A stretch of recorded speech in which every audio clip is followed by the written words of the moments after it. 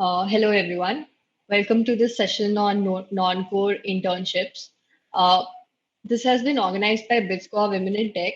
We are a community of BitsGoa's Women in Technology where we collaborate, discuss ideas, and share opportunities. We comprise of an all-women team who are part of our college, juniors, seniors, and alumni. There are four of us who are coordinating the activities right now. We aim to provide guidance for networking and discovering the right opportunities, and most importantly, finding a safe space for conversations. Um, so let me introduce the speakers now. Next slide. Yeah. So we have Annwesha Panda, who is a final year student currently pursuing electronic and instrumentation uh, engineering with a minor in finance. She has worked in various roles for multiple firms, most prominent being Product Analyst at Navi and Risk Analyst at JPMC. Our second speaker, Deepshikha Tewari, is a chemical engineering undergrad. She is strategy and branding intern at Suzlon Group. She has interned with FrontRow and Stockshaala and is senior consultant at BGCC. Okay, so I'll hand over to the speakers now.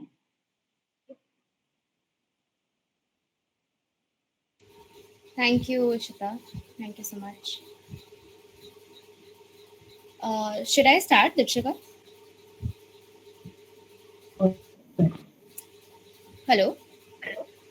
Yeah, sure. Go ahead. I'm audible, right? Yeah, you're audible. Hi everyone. The today's session will comprise of these some of these topics.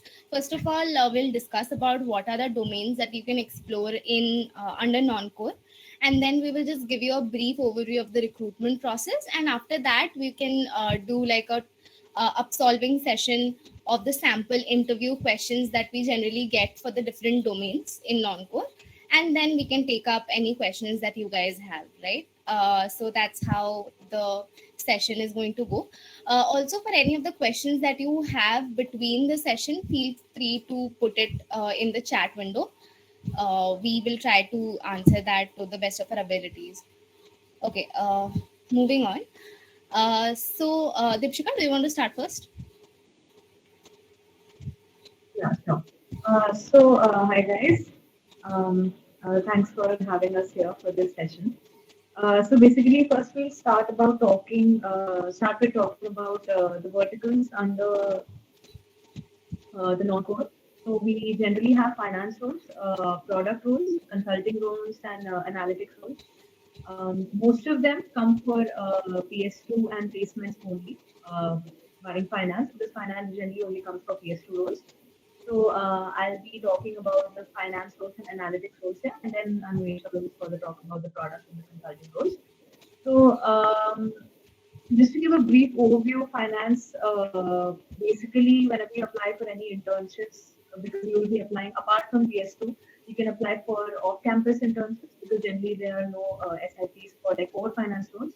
So basically what the interviewers will check are your basic problem solving skills, your fundamental knowledge about financial concepts like accounting concepts and on corporate finance and derivatives, portfolio management. So these are some of the sections that they can test you on. And they also test you on your knowledge about the current financial scenario in the world in India. So you should be aware of the current affairs, the financial, like you can start with reading, financial news from the Economic Times or from whatever newspaper you follow. So it's always a good habit to, follow the financial news. And if I talk about some of the tools that you might require while you are solving any assignment that they give you, basically Excel, PowerPoint, and Tableau, SQL. These are just extra tools. These are just extra skills that will help you. I mean, they're not required specifically for core finance roles, but if you have them, that's great. But generally, you should be good with Excel and PowerPoint, especially. So this was just a brief overview of finance, and I'll talk about it in depth later when I'm discussing the questions. Coming to analytics, also analytics tools you generally find for PS2 and placements. Again, they'll also test you on your problem-solving abilities. There will be aptitude rounds, and like how well can you deal with data and how well you can present them, how well you can visualize it.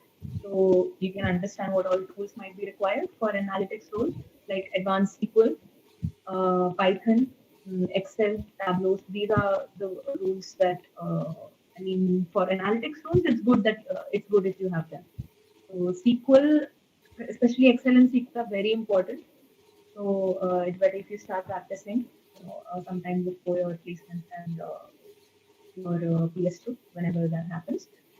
So yeah, so this was just a brief overview of finance and analytics. Anvesha, you can continue with product and consulting now. Right. Okay. So for product and consulting, so let's just take that it's a given that problem solving is something that companies look for no matter what role they're hiring for. So you should be good with like aptitude, in solving quant problems and in general problem solving skills. Apart from that, coming to product, what they majorly look for is product sense or product thinking. I'll talk more about it later as we go on to solve questions. Analytical skills, like whether you can understand numbers or not. Like if a certain Excel sheet is given to you, then whether you can interpret what's written in it. Then general stakeholder and time management, because it's a cross-functional role. You might have to talk with the engineering team, the design team, the operations team. So stakeholder management is a must. Now, the major tools that are used is like SQL and Excel. And sometimes you might have to do basic wireframing. Wireframing essentially means to make mock-ups of the designs of an app or of a website that you are visualizing. You might have to use this. This is not a very hardcore skill that you need to have, but it's good to have. Same goes for analytics tool, like say Google Analytics or Amplitude or Mixpanel. You should know how to navigate through some of these analytics tools because most of the product roles will want you to use these. Coming to consulting roles, again for entry level consulting roles, they don't expect you to know a lot of things about frameworks and all, but they want you to have basic business acumen. What I mean by that is you need to have an understanding of how a particular business functions, what is say profit, revenue, things like that. Of course, they want you to be creative with your recommendations. They want you to think out of the box, and obviously problem solving, as I mentioned. And here, consulting does not require you to use a lot of tools per se, but of course, Excel and PowerPoint is something that you need to have if you're applying for any of the non-core roles. So yeah, moving on. Now we'll walk you through the general recruitment process. One disclaimer here that this recruitment process changes from company to company. Not all companies have all the rounds. It depends on the company and its discretion to have or not have certain roles, certain rounds. So the first is obviously resume shortlisting. Deepshikha, do you want to add something like how the resume shortlist happens and all of that? Then maybe we can move on to the other rounds as well. Yeah, sure. So I think the most points that I mentioned here, they are like extremely important. You don't need to have a very lengthy resume for any of the roles. Keep it, very short and crisp. Have a one-page resume, and if every role, if whatever you've done, it doesn't matter whether it is a small, whether it was a small role, or it was a big role, or how important it was. It doesn't matter. You have to show uh, what effect it created. Like what did you bring about? Like let's say if you were, if you work consulting project. So how much profitability did you suggest? You need to have those data points in your resume. Like what change did you bring about? What was your role? So that is the most important thing that needs to be stated in the resume. So yeah, should reflect spikes. If you've done anything, if you held a very important position of responsibility in any project or in any let's say in any department, or if you've cleared any certification exams, like for example, if you take finance, if you've cleared the CFA or something, that's like a spike, right? So you should add it. If you've won any competition at any state level or national level, so these are certain spikes that you should add to your resume. And yeah, keep different resumes for different roles, of course. Like if you're applying for a product role, you need to show more of your product skills, right? So more of your product internships. And the same goes for other roles. So yeah, if you're applying off campus, like for most of these roles, if you want to do, so there is no summer internship generally for these roles. So if you want to apply for any internship off campus, you need to follow, like you can follow different methods. You can approach HRs or employees directly on LinkedIn. You can find their email IDs. You can email them, and you might think that this cold messaging or cold emailing doesn't work, but it can. If you are determined enough, it will work. You need to follow up again and again. Like after a week or after 2 weeks, you need to follow up with the HR or the employees that are working in the company. And yeah, if you email a number of employees, you will get a response from at least one or two, right? And one or two is a less number. You definitely get a lot of responses. So don't think that cold emailing or cold messaging on LinkedIn doesn't work. It definitely works. And yeah, definitely you can use referrals from your seniors. It's like you're in a good college and you have seniors, in many of the firms that you would want to apply to. You can always get a referral from them. That's the resume shortlisting. And this is basically the same for every role. There's not much of a difference. So just keep one thing in mind, that you need to keep different resumes. And basically what I mean by different resumes, different uh, highlight different roles that you've done based on what you're applying for. If you're applying for a product role, showcase more of your product skills, more of your product internships. If you're applying for a finance role, showcase more of your finance specs. So that is the resume shortlisting process. Then yeah, Anvesha, do you want to continue with the Yeah, to add to what Deepshikha mentioned, I think I'll just add a little bit more to that. So basically, what happens generally is that when you apply off campus, obviously employees and recruiters, they get tons of messages on LinkedIn or email, right, about recruitment. So your effort should be concentrated towards how to stand out and how to be noticeable per se. So I think it's good, apart from having a very strong resume, you can add something known as a portfolio. What a portfolio essentially means, it's like a collection of all your work that you have done. Say you have participated, say for product role, you have participated for many competitions like product tear down competitions or business case competitions. You must be having like decks or some kind of a PPT or presentation, right? So just put it on a Google Drive or say a Notion, and then make that as a portfolio. So this will help you to stand out and at least get that first call, so either you can have a very strong resume, some spikes in the resume, or you can have both your resume and portfolio as is convenient to you. Right. So moving on, we have an aptitude round. Again, this round may or may not happen. And what they generally ask is quant, logical reasoning, data interpretation, basic English grammar, and things like that. Nothing very difficult, but here speed and accuracy is what you're tested on. So I would say like a very healthy preparation of 2 months, not more than 2 months, is enough for clearing this round. uh, Anything else you want to add for this, Deepshikha?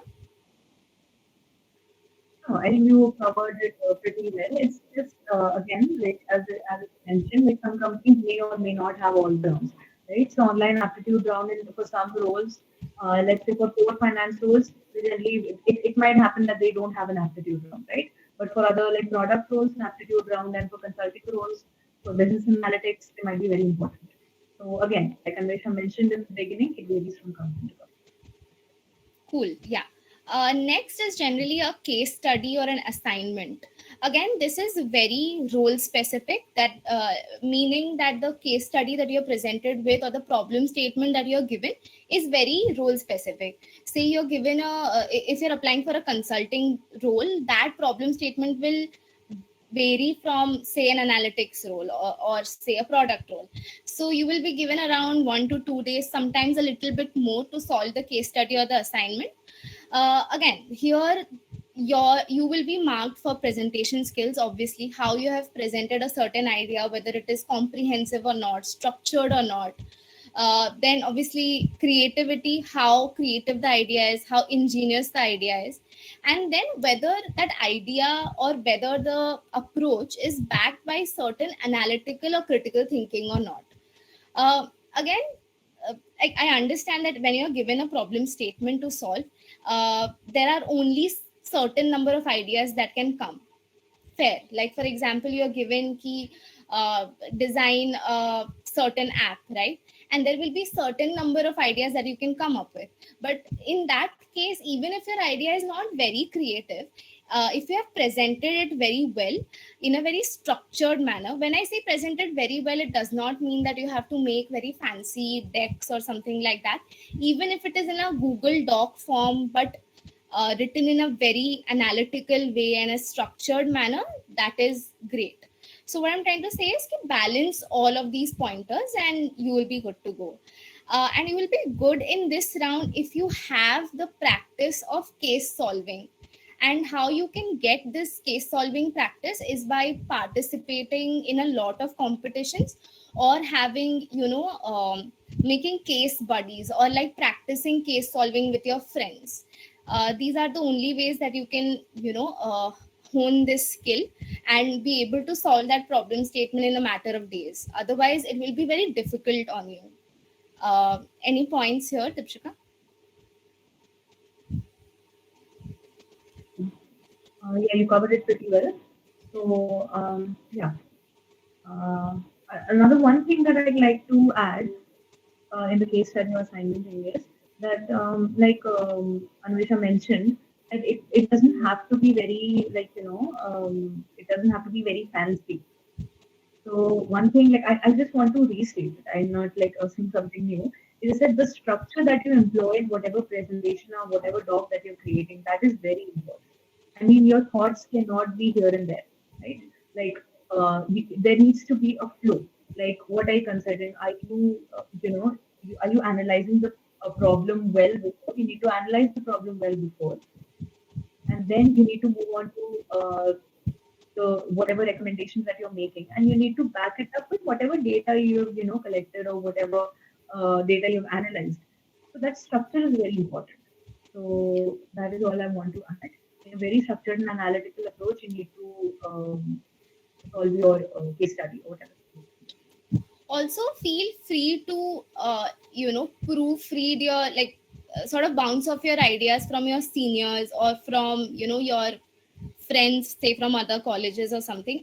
I understand that it comes with a lot of inhibitions, that oh, mera idea kharab ho jayega, ye ho jayega, but I think it adds to your like it adds to your ideas only. You will be, you can't critique your own ideas as well as a third person can. So I think feel free to discuss your ideas with someone you're close with, someone you trust, obviously. Right. Moving on. Finally, there are interviews. Then interviews can be like, it can be like 2 to 3, or 3 to 4, depending on the company again. And here you are critiqued on, again, your communication skills, on your presentation skills, whether your thoughts are structured or not, whether you're clear about the kind of job that you're applying for. So it's very, very important to research about the company, to research about the business model that they are following, the job profile, the sector they are functioning in. So be very sure about what you're getting yourself into, basically. And obviously, depending on the sector that you say, depending on the domain you're applying for, say if it's a product analyst role, be very clear on the subject matter also, because ultimately at the end of the day they will ask you certain types of question, right? So be prepared for that. Same goes for consulting, analytics, or say finance. So be thorough with the material, and like be very clear about the kind of job you're applying for. Deepshikha? Yeah. So also I'd like to add, like whatever you have in interviews, generally they have this your sorry, your resume in hand, right? So you need to be very thorough about your resume. Whatever you've mentioned, you need to be able to explain that thoroughly to your interviewer if they ask. Also, that in interviews, your people skills are very important. This, people don't, a lot of people don't talk about it, but people skills are very important. That's why there is like generally a behavioral round as well. But even if there is not a behavioral round, they are still looking at what drives you for this role, right? If you're applying for a consultant role, why do you want to join consulting? Of course, this is one question that they can definitely ask you. They need to have a proper reason. It's not that I didn't know what to do, or I mean, your answer should not reflect that. That I didn't know what to do, or such an answer like consulting has a lot of money, so you cannot say such answers. Your answer should have a proper reasoning to it. They are looking at a structure even there. In behavioral answers, in behavioral questions, they are looking for a structure there as well, because that's how they get to know you as a person. Because ultimately, they have to be working with you, right? They have to spend a lot of hours working with you, so they are analyzing whether you're, a bearable person, whether you're a nice person to work with, right? So True. yeah, you need to have your people skills as well, and of course, like be thorough with your resume, and of course, like Annwesha talked about, the content of whatever you're applying for. You need to be well aware of what the role is and what is expected of you, right? So Also, yeah. there will be always a certain number of questions which you will get in every interview. So just prepare the answers for those questions. For example, tell me about yourself. Every interviewer is going to ask you that.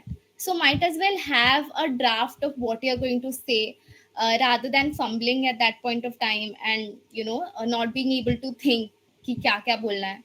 Have a draft for questions like these, like tell me about yourself, or like why do you want to work in a certain company, or like tell me your weaknesses and strengths. These are the you can just google this common behavioral questions, and you will get a list of questions that ideally you should be prepared with before appearing for any interview.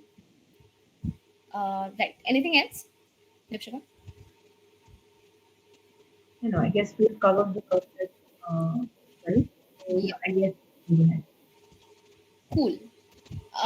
So yeah, now we'll begin with the actual purpose of this talk, I guess. It's basically like what are the common interview questions in the different domains that we talked about, and how to sort of solve them. Obviously, we can't take up one from each of the type of question because then the session will be too long, but just to give you an overview. So I've just written down, like I am assuming that this slide deck will be shared with you, so you can use this as a reference. So we will just move on, jump right away to the questions in the benefit of time. So yeah. So, okay, first we will start off with a guesstimate question. And oh, one more thing.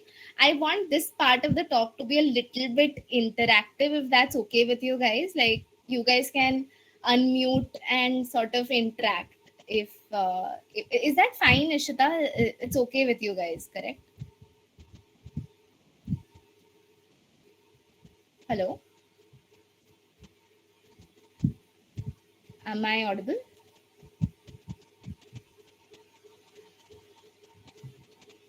Am I audible, Dipshika?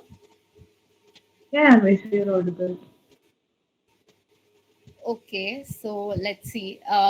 Okay, Maybe moving some on. like, fine so basically guesstimate में क्या होता है कि you will be given a very random question to find out the number of certain things, right? And the purpose here is to not to come up with a right answer for this. There is no right answer for a guesstimate. what you are judged upon here is how you're solving that particular question. Okay. So ideally, I like to follow this structure. First, you ask clarifying questions. The next is you structure your answer. Again, as we previously mentioned, the entire game of sort of being good at interviews is structure, right? And the next is analyze whatever you have structured in, analyze it, and then find a conclusion for it. So there are multiple ways to solve a guesstimate, and guesstimate is something which you will be asked for analytics role, sometimes for consulting and product for sure, and then even sometimes for finance roles. Correct me if I'm wrong, Deepshikha. So the idea here is to be good with numbers. That's it. And obviously be structured as much as possible. So let's take up a question right away. So the question that I've given is a little bit simpler so that we can solve it quickly. So the question is, find out or guesstimate the number of queries answered by Google per second. So as you can see, this question is very random. Like, how on earth can someone even guess this, right? So you start with analyzing what is the meaning of each of the terms which is given in that particular question, and that is where the clarifying questions come into picture. So first, you can ask the interviewer, what do you mean by number of queries? Does it mean the number of searches that a person has done, or what it essentially means? You can clarify this. Then you can ask, since it's mentioned answered by Google. Now Google is a very big enterprise, right? And Google has multiple products. It has YouTube, it has google.com, it's a search engine as well. Then it has Drive, Docs, whatnot. So you can clarify what do you want from the queries from, like, is it all combined, or is it just the search engine, which is google.com? And then you can ask for mode of searches, like whether we are using, say, a phone or a laptop, desktop, things like that. Say, assume the interviewer says everything. Then you can ask, what geography do you want? Since it's just open ended, right? The interviewer has not mentioned ki kahan ka number of queries chahiye. So say the interviewer says the global population. ठीक है? So there are for solving estimates, there are multiple ways, and primarily what you should focus on are the two ways. First is the top down, and the second is the bottom up. So top down matlab you start with a huge chunk and then break it depending on the conditions given in the question and come to the final answer. In bottom up, what you do is you start with a small chunk and then build up on it and extrapolate to find the correct answer. Generally, we use top down when we have been, given a population of a state or a country, or in this case, the global population. And we generally use bottom up when we are concerned with like a single entity. For example, something like, how much does a student spend in Food King per day?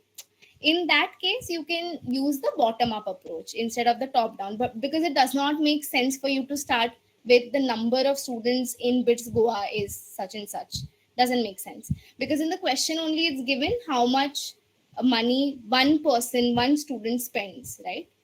Okay, moving on. The next task is to structure the question, right? Now that you have all the clarifying answers for your question, just start breaking it down. So the key to structure is having a basic idea of a lot of nitbit things around the world. For example, knowing the global population. Of course, even if you don't know it and you ask politely to the interviewer might tell you, ki, theek hai, assume such and such number. But it's good to know these metrics. Like, it's good to know the population of India. It's good to know the population of the world. These are like small little things that you can know. So let's start with the global population, and then start thinking how you can break it down, right? And there can be multiple levels to it. Say in this question, we have been given Google, right? So let's start thinking कि Google कहाँ use नहीं होता. Let's eliminate that first. So for all the countries jahan Google use nahi hota, humko pata hai for a fact, like for China or Russia, we know that those countries wahan pe Google nahi chalta hai. So let's just eliminate those countries altogether. The next source of elimination can be, where are the regions jahan pe there is no good network connectivity, because obviously we are talking about Google search engine, we need internet connections for that. So that would be some countries, like some regions of Africa, some regions of like Antarctica or something like that, and just eliminate that number as well. So like this, you break it down till you get to a point jahan pe you can't break it any further. The next thing that we can do here is look. So here we are considering the search engine Google, right? So there are other search engines also in the market, like Microsoft ka Bing, and then there's Safari, etc.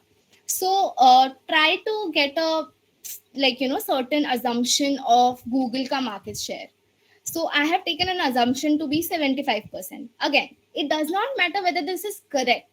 It just goes on to show whether you have the basic business acumen, whether you're like, whether you have common sense, basically.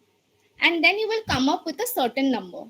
Now, as you can see, we have come up with the potential population of the world which uses Google. But the question asks us to find the number of total queries. Ab, obviously, all of these people are not going to be using Google all the time, right? To find, to search something. Okay? So we need to differentiate it on the basis of what are the types of users we have. This is also known as finding user personas, which is more relevant in context of product, but this is relevant here as well. So in case of Google, there will be three types of users. I have assumed three types of users. You can assume four types, five types, two types, how much ever you are comfortable with, and how much ever you can justify to the interviewer. Ultimately, as I mentioned, the goal is not to be accurate here. The goal is to have a common sense and a structure. So I have taken power users which who uses like Google 4 to 8 times a day, active users couple of times a day, and then passive users who use it once a week or once in 2 weeks, whatever. So zero number of times per day. And then you just assign the percentage of the remaining population who would fall in those buckets, and that's it. You just find the total number of queries per day. Again, be very careful of the question that you have been given. Don't end it here, because it is not total queries per day, it is total queries per second. So be very aware, write it down, feel free to use a pen and paper, and underline all the things that you feel is relevant or is going to be relevant. So that's it. Like, you calculate it and then you find an approximate answer. Also, one more thing that I wanted to mention, that at no point do you have to be accurate with your calculations. You can be approximate with your calculations. For example, yahan pe the answer came out to be 2.25 billion. You could have easily approximated to 2 billion. Just mention before approximating it. You can just say that, okay, so I can approximate it to 2 billion, because that will be easy for your calculation moving forward. That's it. So feel free to approximate it, feel free to take assumptions whenever needed, and be vocal while doing it. Like, don't think you can do the entire thing once and then just say everything to the interviewer. Talk while solving, then that will help. Any questions here?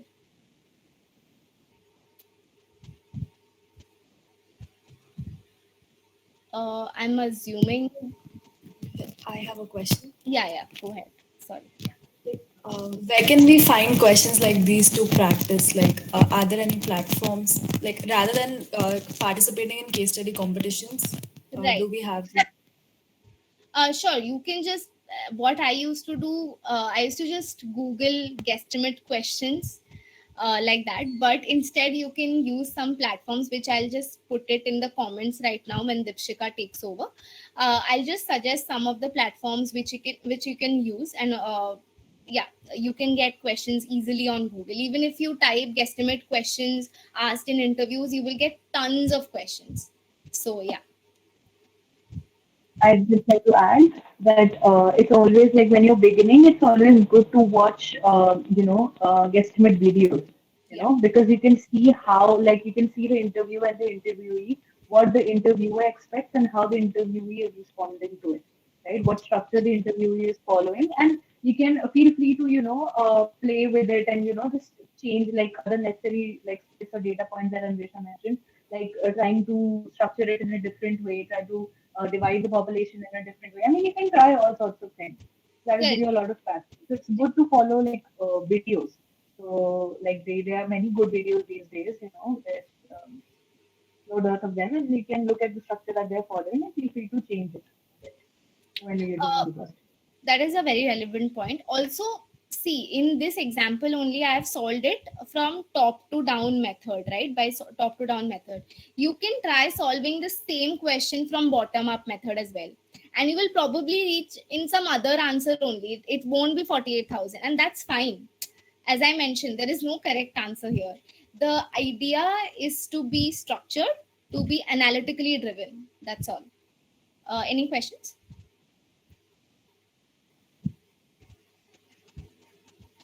Cool. I guess not. Let's move on. Do you want to take this up, Deepshikha? Yeah. Okay, so guys, now we'll be looking at the possible questions that can be asked in consulting interviews. So basically, they ask guesstimate questions that Anvisha has covered, and if they ask case study interviews, they're generally the profitability case studies or market entry.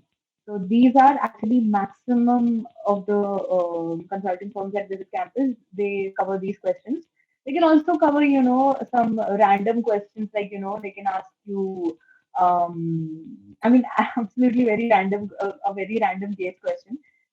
So if I think of one, I'll definitely let you know. But yeah, profitability and market entry are the major questions that are covered.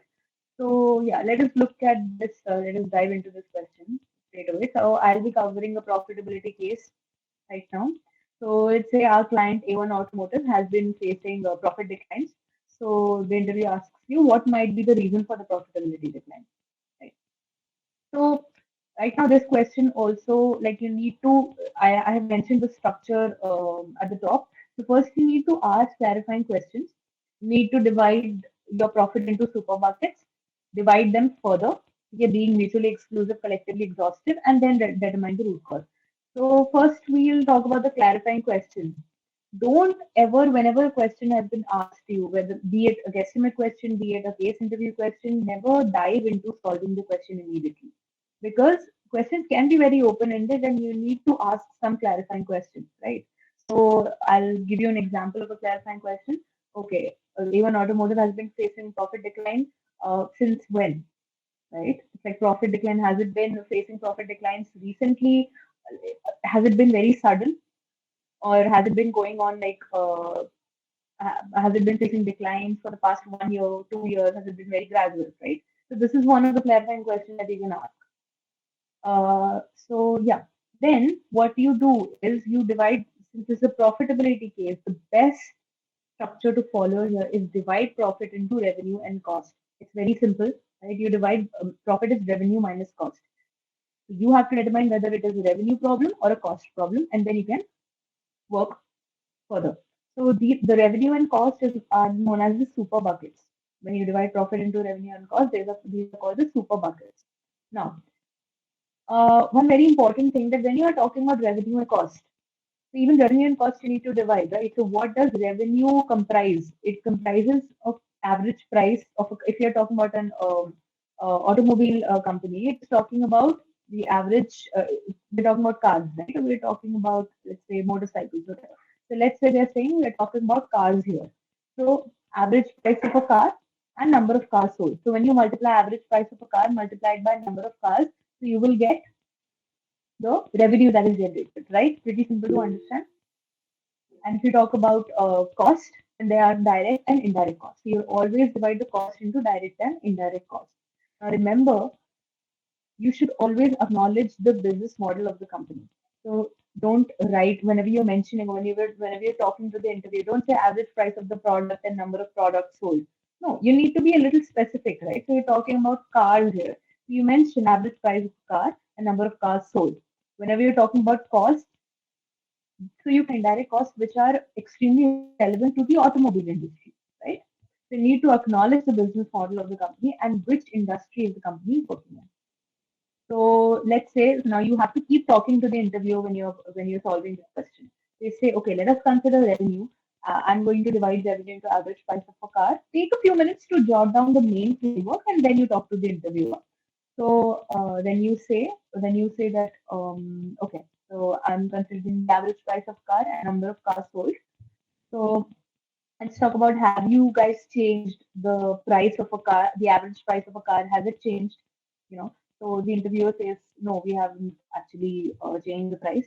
So you negate that possibility. That's not going to happen, right? The price of a car is not going to be the reason. Like they haven't decreased the price of the car, so that cannot be a reason for profitability decline. And we talk about number of cars sold.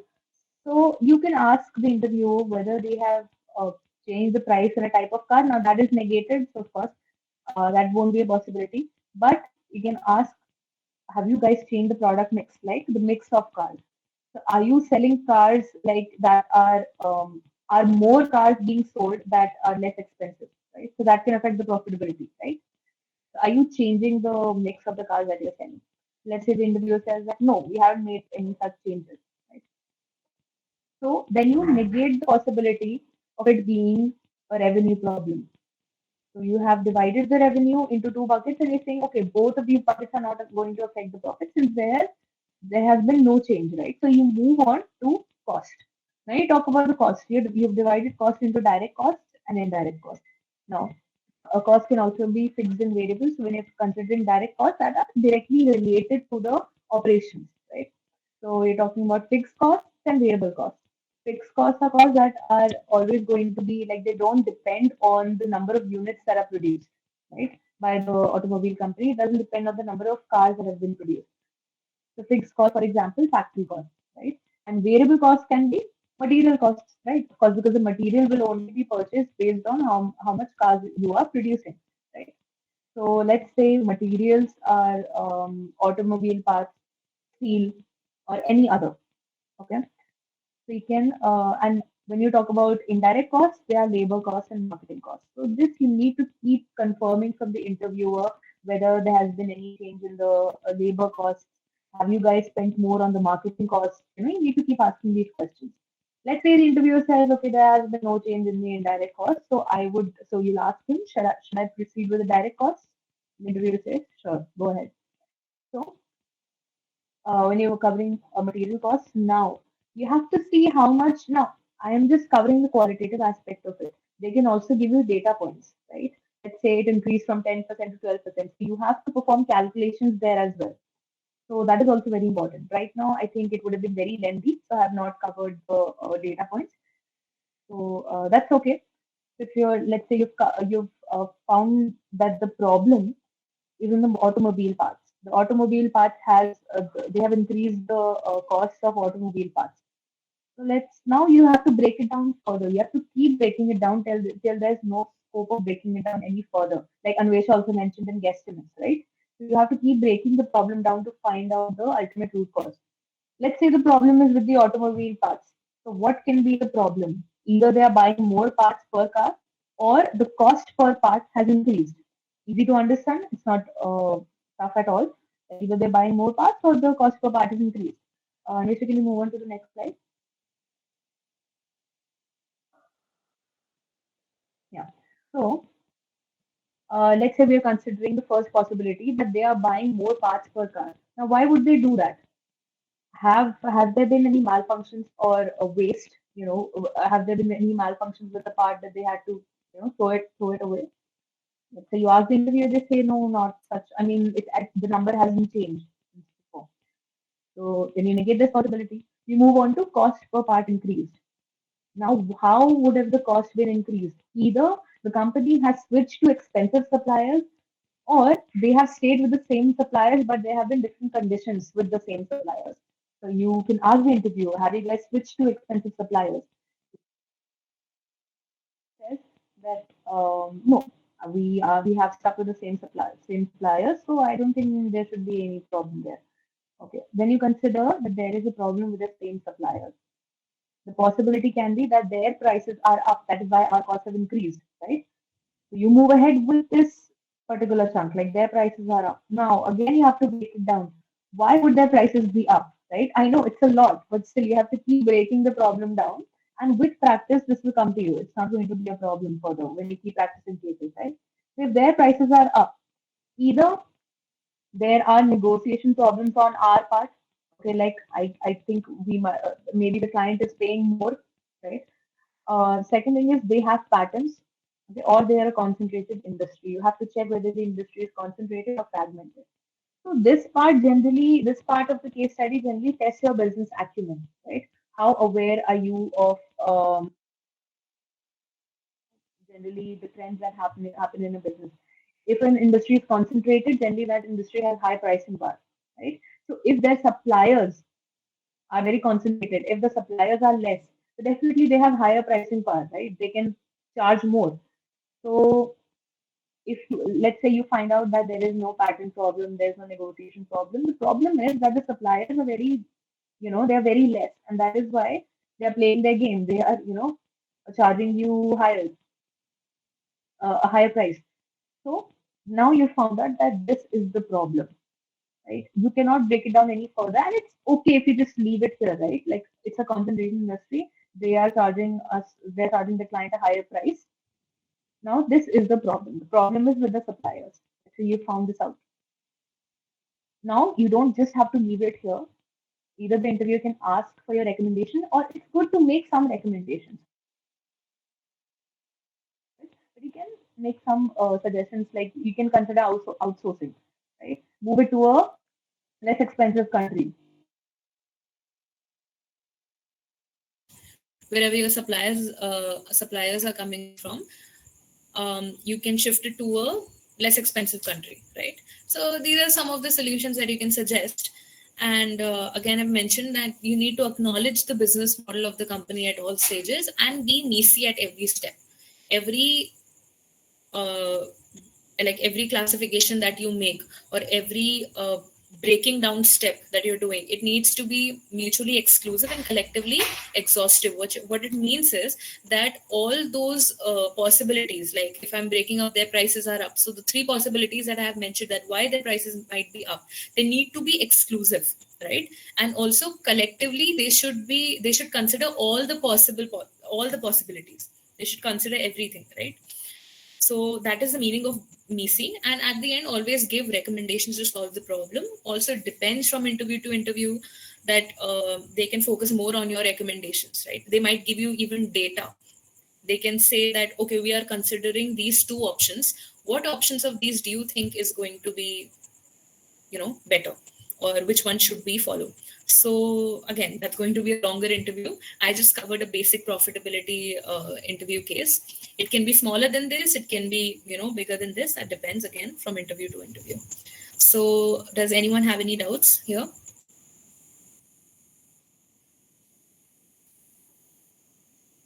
Any doubts? Also, Okay. one disclaimer of sorts. Hello. Yeah. Go ahead, Annwesha. Yeah, one disclaimer of sorts: don't get intimidated by the questions at all.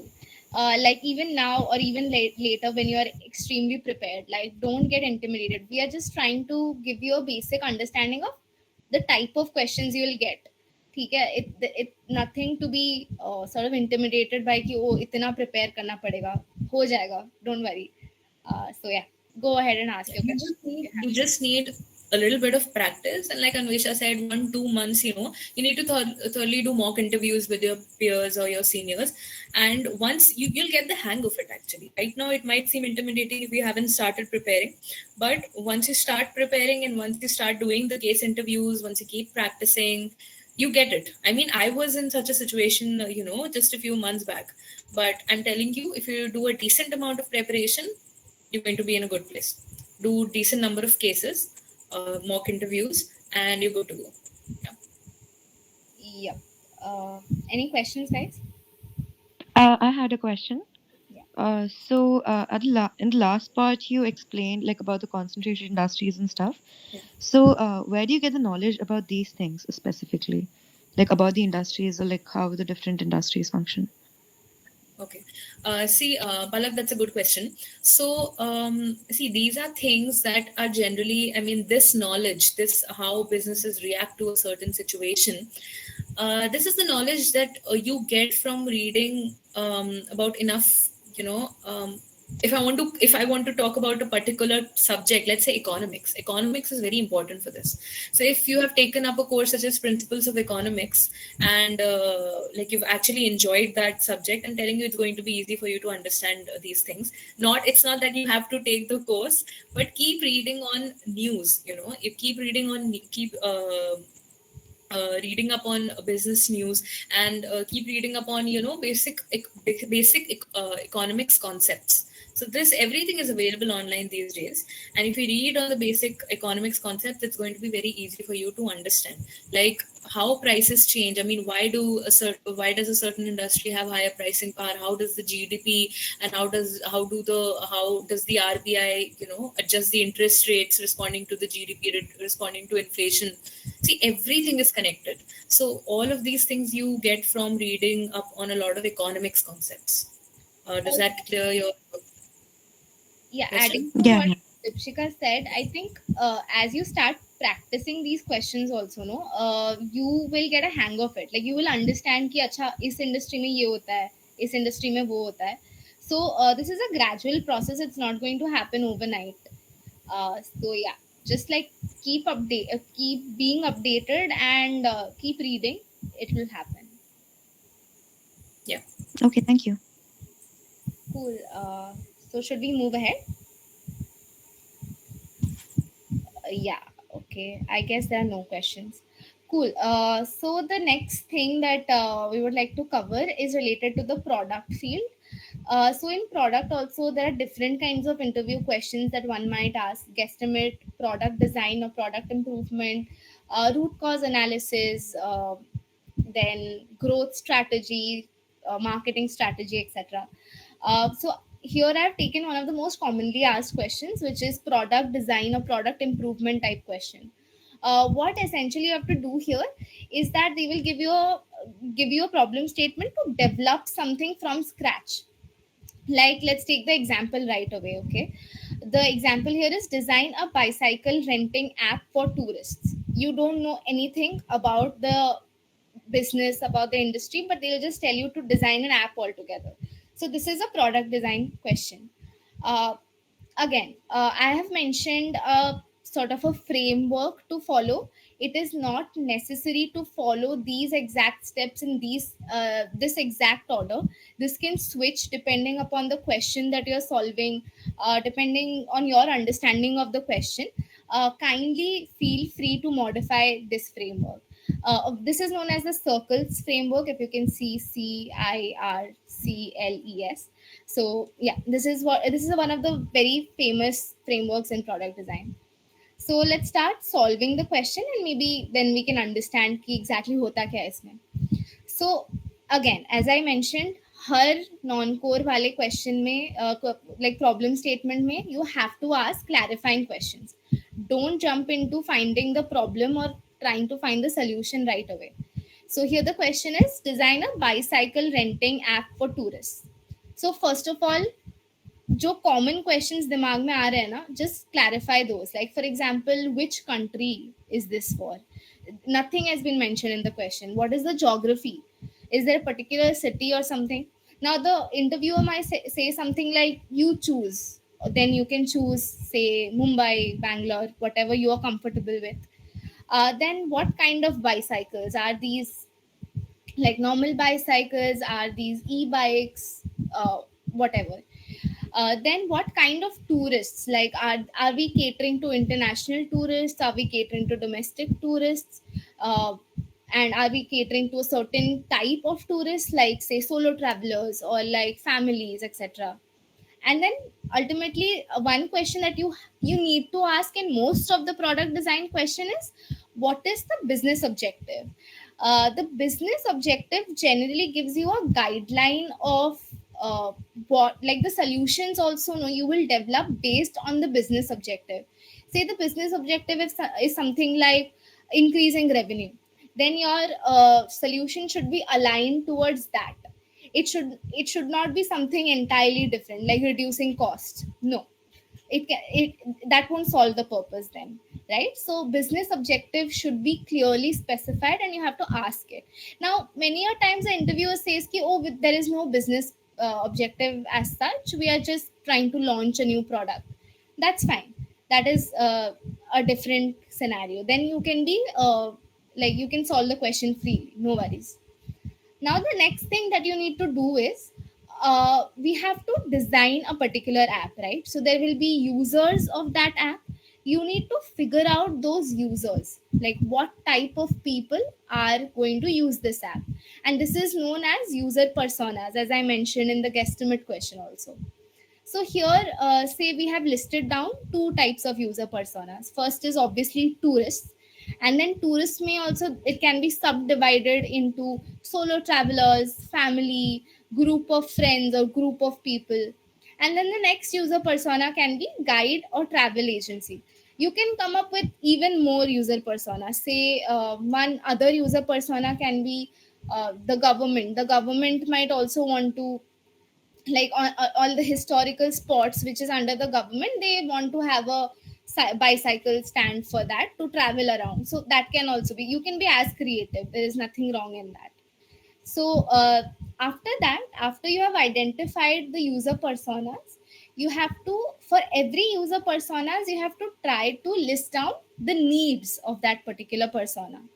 So in this case, like in case of a tourist, and we are designing a bicycle renting app, what are the needs that a tourist has when he or she is traveling? First of all is navigating through the city. Like you need to know the roads, you need to know what is where. And then the next is safety. Like if say the user has the customer has taken the bike and bike chori ho gaya, then what, is the customer responsible for it or liable for it? So that is another thing. And then obviously payment and cost etc is also one of the user needs that it can come into picture. And then ultimately, since we are doing a bicycle renting app, the user has to go and rent the bicycle, right? So there is a location where the bicycle would be there, so we have to locate the bike, the user has to locate the bike as well. Similarly, you can list out some of the user needs for travel agency or guides as well. Now say you have two three or three four user personas. What you essentially do is that the idea is to solve or design that app for one of those user personas. Think of it this way, like say it's a real case scenario and you're genuinely like designing an app. Your purpose is not to satisfy everyone, you want to satisfy a particular segment of customers. So pick that segment. Like for in this example, in these two segments, let's pick the travelers wala segment. And now you have to justify to the interviewer why you have chosen to pick a certain segment. Say for example, in this case, I feel that travelers are the ones who face the most amount of challenges while going to a new city. That is why they need a renting app like this.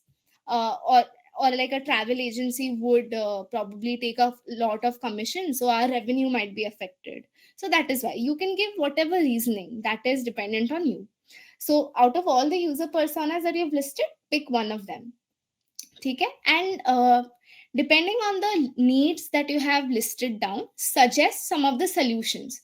So I have suggested a couple of solutions. Like for example, for navigating through the city, I have suggested that maybe we can integrate that app with the bike, and then both of them can have an integrated map view, and when you enter one location on the app, it will automatically reflect on the screen on the bike, something like that.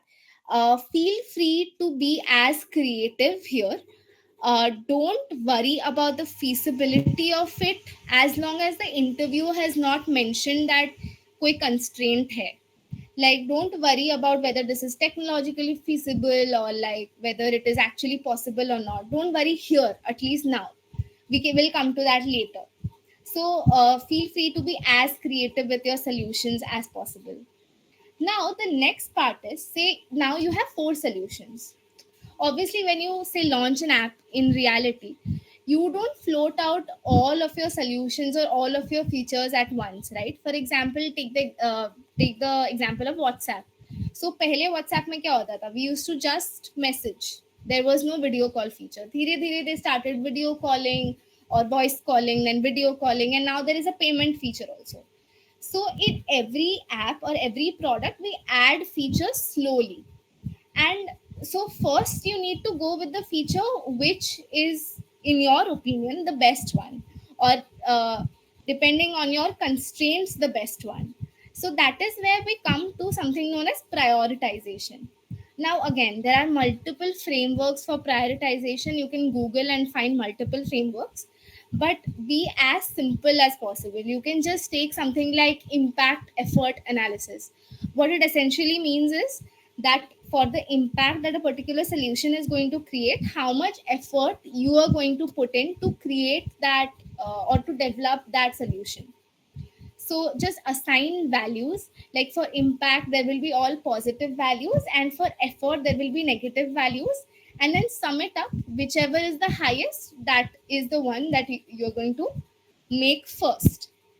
So this is how you're going to prioritize among all of the solutions that you have suggested. Now again, there might be, say you can come up with like a lot of solutions, like 8 or 9, or sometimes you might not come with a lot of solutions. So I would suggest you to limit yourself within 3 to 4.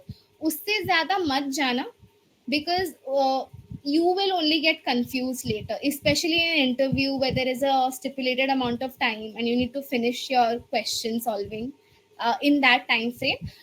Try to restrain yourself with the best possible ideas within 3 to 4 in number. Also feel free to take time from the interviewer, that, oh, can I take some time to think about the solution, and then give your best 3 or 4 to the interviewer, and then go on to prioritize in it. So yeah, this is how you generally solve a product design question or a product improvement question also. Say if I tell you to improve WhatsApp, this will be the exact same framework that you will ideally be opting for. Any question?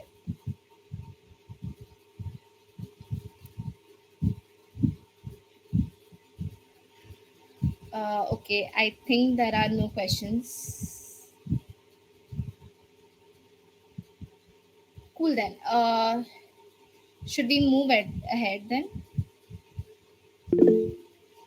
Yeah, Anjali, you raised your hand. Yeah. So like here you have used this circle framework. So like how do I learn about these frameworks and like also the prioritization technique? Because like is there a particular way of I have mentioned some resources in the chat. Again, there are amazing YouTube videos out there, awesome books as well. You can pick any and you can learn about it. For example, you just type in Google frameworks for product design questions, and you will get multiple of that.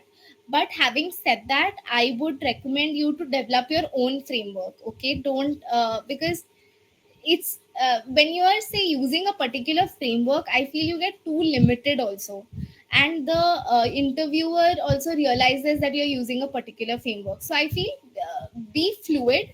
There is a certain structure, obviously abide by it, because that will help you. Having said that, just say for example in this question only, I have skipped some of the or like switched some of the steps. Like there is a step called after report user needs, cut through prioritization. Now this actually means something else, so but I've not used it here. So I mean, it's okay to skip through some of these. However, you can easily get a lot of resources online in PM exercises, exponent, PM school ke case books are very good. This is actually a LinkedIn community you can find. So yeah, I have it's on the Google chat. I have given the resources. thank you. Sure. Cool then. Let's move ahead. We're already running late. Yeah. Okay. So guys, okay, I'll be finally, like this is the last part of the session. So I'll be covering finance interviews here. So see, generally it depends on what role you're applying for. The questions vary because finance is a huge, it's a huge world in itself. So if you're applying for, it depends. If you're applying for a stock trading internship, you're applying for an equity research internship, or you're applying for an investment banking internship, the questions vary, right? But of course, every finance interviewer can ask you, very basic questions that you should know. Like, for example, what is Nifty? Okay, what is Sensex? And if you're applying for a derivative trading role, they can ask you what are options, what are forward contracts, what are future contracts. Very simple questions such as, who is the governor of RBI, so what is going on currently in the financial world. So it's very important to keep abreast of, all these all the news. So yeah, so here I'll be basically covering the most coveted role that people apply for. You guys must have at least checked it out on Google, or thought about getting into this role. So all the finance geeks out there is investment banking. Okay, so investment banking, basically in those interviews, whether you're applying for a bulge bracket bank, or you're applying in a let's say a boutique investment bank. So what they generally ask you are questions on valuation. So I'll dive straight into this. For example, it is a very common question that they ask you in investment banking interviews. What is a DCF model? Okay, and they'll ask you to walk them through one in brief. So first of all, you need to explain what is DCF. Like, DCF analysis is discounted cash flow analysis. It uses like the future cash flow projections to determine the value of a company. You discount the future cash flow projections of a company. You arrive at a present value estimate, and that evaluates the potential for investment. Like if an investor wants to invest in a company, or if let's say you want to check the whether a company is overpriced or underpriced, the stock is overpriced or underpriced. So for these reasons, a DCF analysis can be used. And if the value that you arrive, you generally calculate equity value per share through a DCF analysis, and then you compare that to the current cost of the. If I talk about the equity value per share, you compare it to the current value in the market, and then you say if the value that you have calculated, if that is less than the actual current value at which the stock is trading in the market. If it is less than that, then you can say that the company is right now overpriced. I mean, the price should be less, but it's trading at a higher price. You can say that it is trading at a premium, and vice versa, it's trading at a discount. So let us go forward with the process. So first of all, in a discounted cash flow model, what you do is you determine the free cash flows to the firm. The free cash flows to the firm is also known as, this process is also known as unlevered DCF. Okay, so if I talk about the methods, you can have free cash flow to the firm method and free cash flow to equity method. So free cash flow to the firm is basically it pertains to all providers of capital to that company, such as preferred stock, debt, common equity, all of these. But free cash flow to equity, it only considers the common equity. You have to subtract debt and preferred equity. All of that has to be deducted. So generally, when you are performing a DCF, you use free cash flow to firm, and you have to make operating assumptions. You have to calculate revenue margins. You have to take EBIT, such as earnings before interest and tax. You have to calculate depreciation and amortization. You have to calculate capital expenditures and working capital change. The formula has been given, like FCFF is equal to EBIT minus tax plus depreciation and amortization minus capex minus working capital change. So this is how you arrive to the FCFF value, and this is done for a period of let's say between 5 to 10 years. It can be 5 years or 10 years. So this is called your initial forecast period.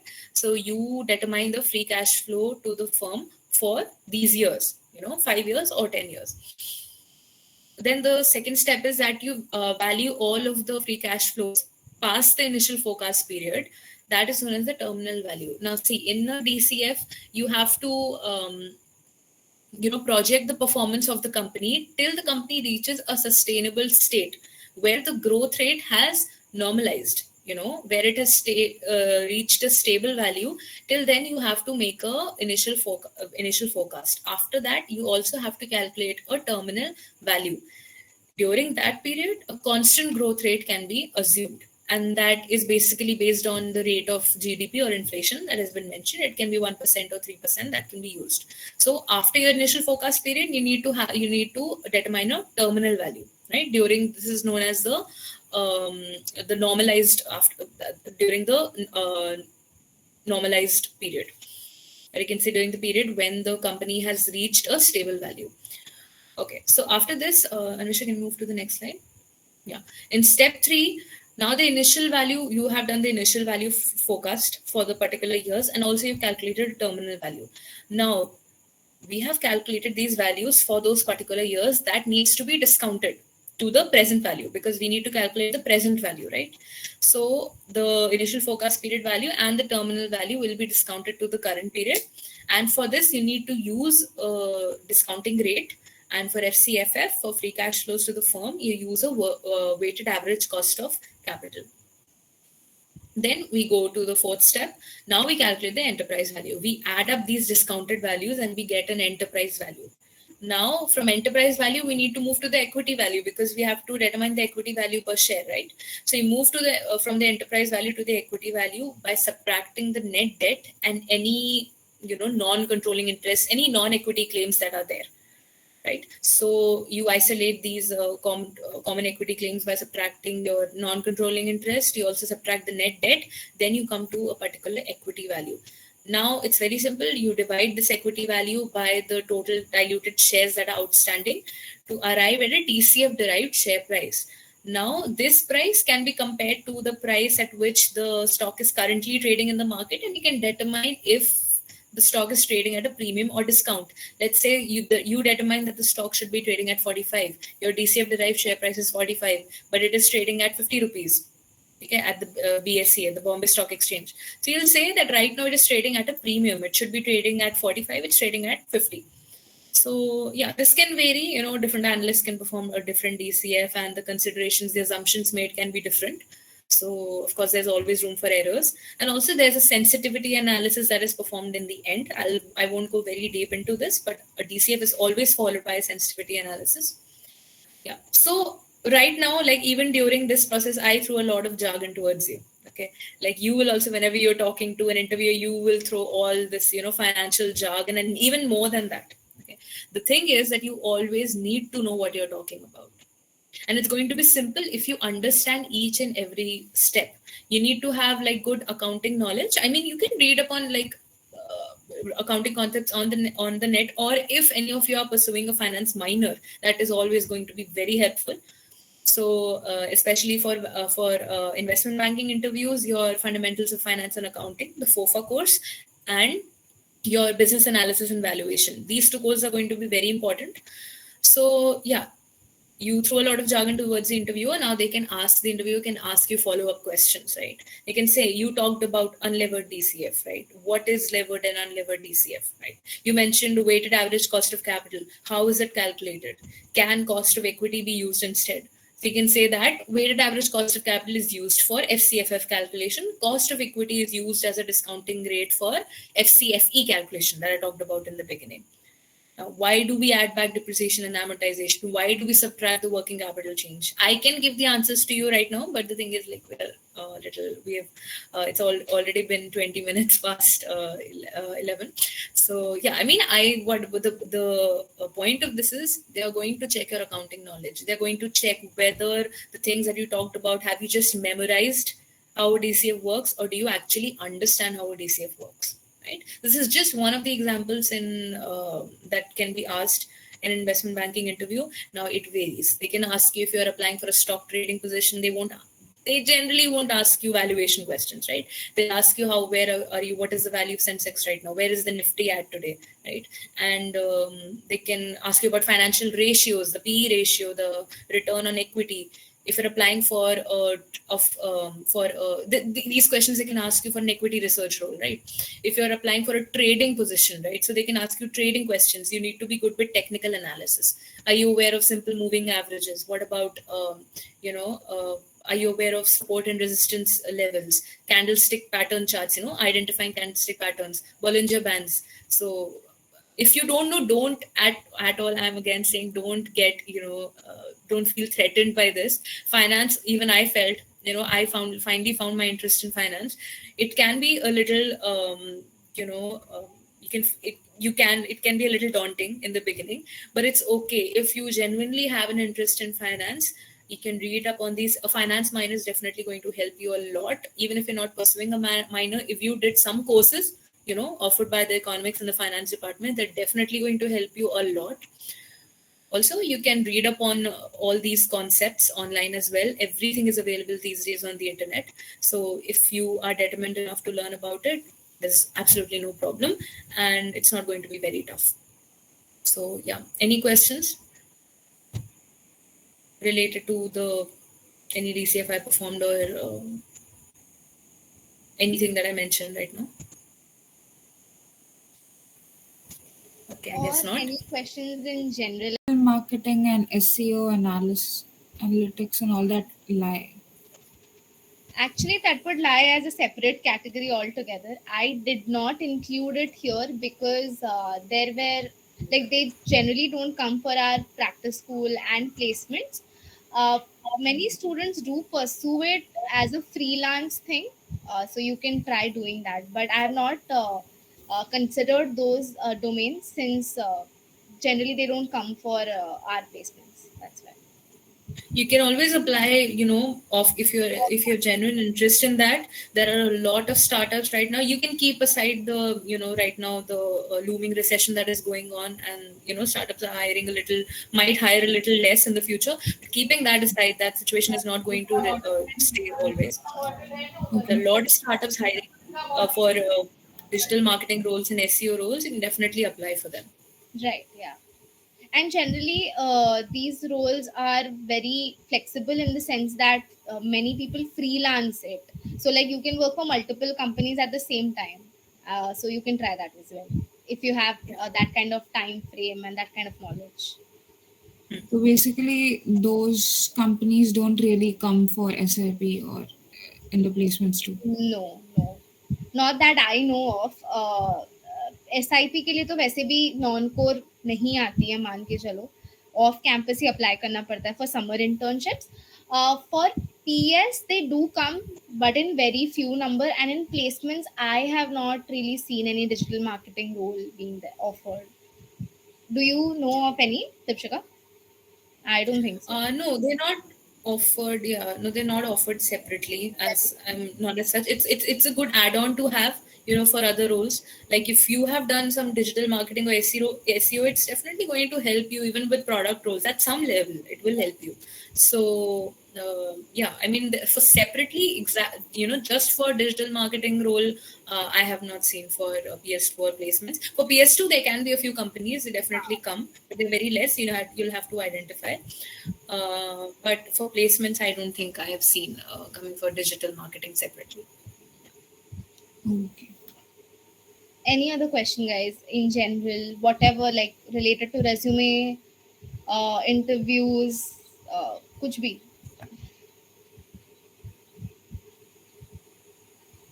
Cool. I guess not. Ishita, I think you can take over now. Yeah. Okay, thank you so much for this amazing session.